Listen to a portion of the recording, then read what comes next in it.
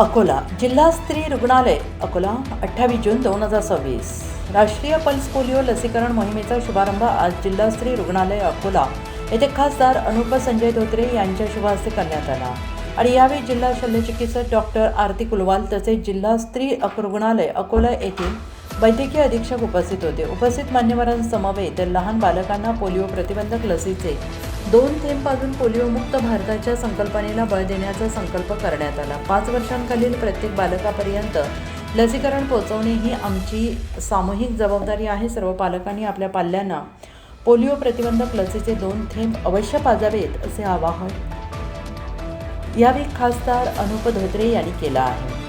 Maharashtra Akola reporter Ganesh Wadekar, Chanakya news media Akola.